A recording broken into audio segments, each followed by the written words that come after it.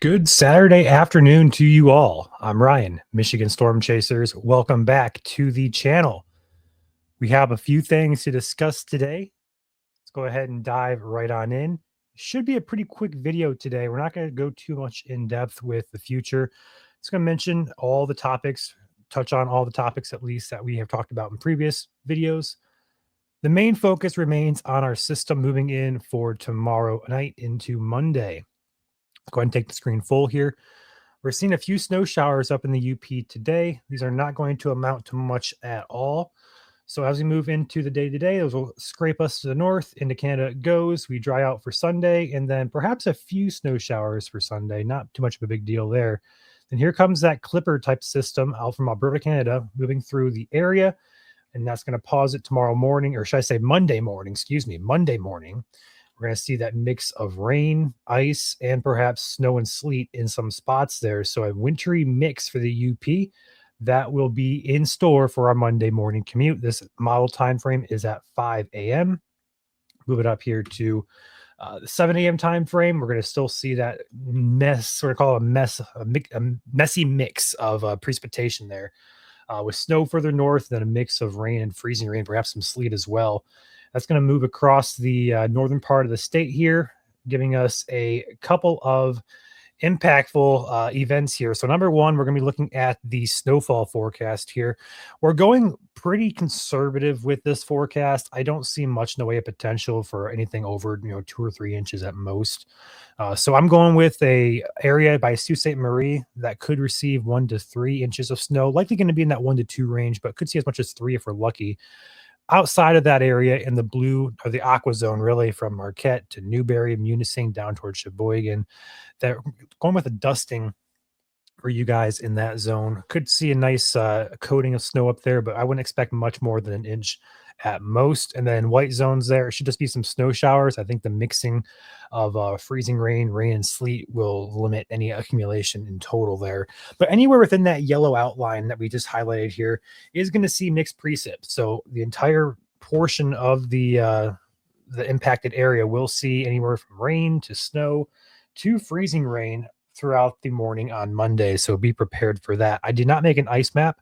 I don't think the ice accumulation, or should I say the ice accretion, is going to be that concerning with this system. It should just be very minor in nature. At most, a glaze of ice may slick roadways up, but even then, it's kind of uncertain as to how much the ice will accumulate, or the official term is accrete, but accumulate, same thing. So let's move on to the future here.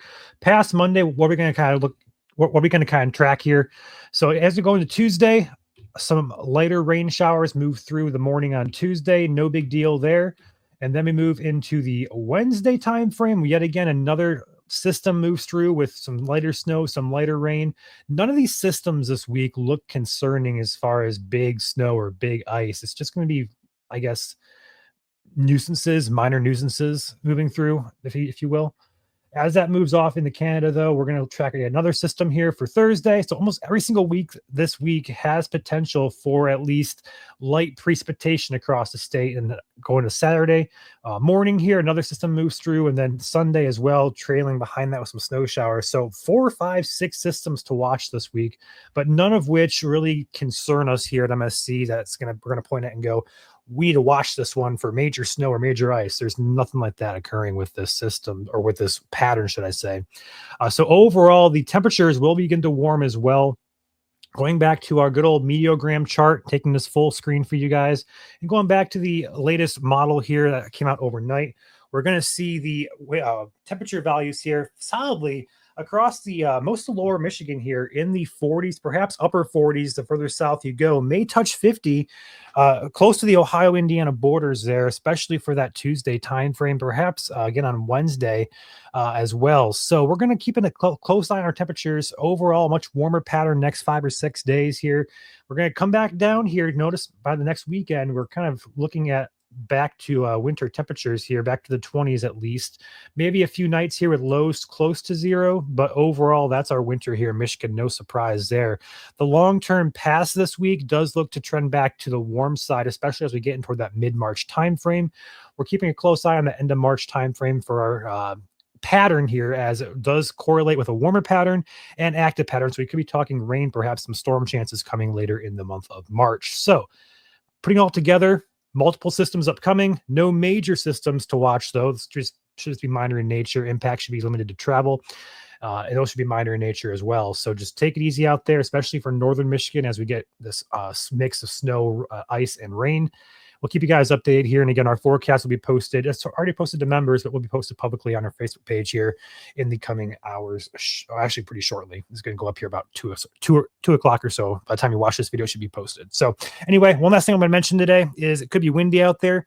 Not too big of a concern with this, but generally speaking, up to 30 miles per hour for much of the state.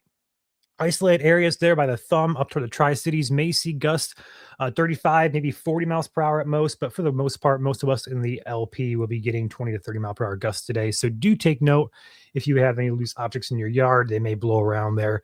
But generally speaking, the winds should just be kind of gusty today. Not going to be too much concern for any impacts with this. All right. I'm going to pop out of here. Before I do, shout out to today's sponsor of the video. We're going to go with ClearPlow today. ClearPlow is a tool you can use to attach to your hand truck or dolly. It basically pushes the snow. No more heavy lifting. It's a pretty cool tool to use. Feel free to go check it out, clearplow.com, or the numbers up on your screen there, as well as their logo, 248-800-6569. Thank you, ClearPlow, for sponsoring today's YouTube video. I will catch you guys tomorrow for another update video here on YouTube, and on Monday, we're going to release our severe weather forecast for the upcoming year of 2025 here in the Great Lakes region. So stay tuned for that. Stay safe, stay warm, and travel safe if you're out and about on the impacted areas today.